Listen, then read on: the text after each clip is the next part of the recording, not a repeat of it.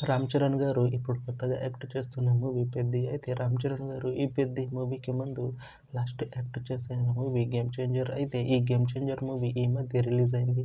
అయితే 'game changer' movie release అయ్యి మంచి హిట్ అయింది.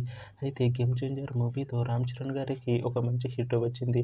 అయితే రామ్ చరణ్ గారు 'గేమ్ చేంజర్' మూవీ రిలీజ్ తర్వాత కాస్త టైం గ్యాప్ తీసుకొని ఇప్పుడు మళ్ళీ ఈ 'పెద్ది' మూవీలో యాక్ట్ చేస్తున్నారు రామ్ చరణ్ గారు.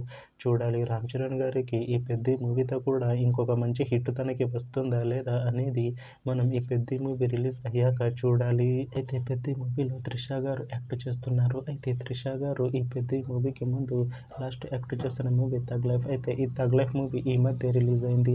అయితే 'థగ్ లైఫ్' మూవీ రిలీజ్ అయ్యి మంచి హిట్ అయింది. అయితే 'థగ్ లైఫ్' మూవీతో త్రిష గారికి ఒక మంచి హిట్ వచ్చింది. అయితే త్రిష గారు 'థగ్ లైఫ్' మూవీ రిలీజ్ తర్వాత కాస్త టైం గ్యాప్ తీసుకొని ఇప్పుడు మళ్ళీ ఈ 'పెద్ది' మూవీలో యాక్ట్ చేస్తున్నారు త్రిష గారు.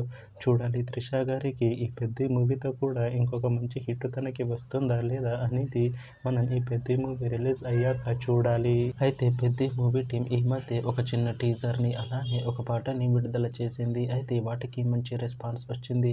అయితే 'పెద్ది' మూవీ టీం ప్రస్తుతం షూటింగ్లో బిజీగా ఉన్నారు. అయితే 'Peddi' movie shooting already 70% complete అయిపోయింది అంటున్నారు మూవీ టీం.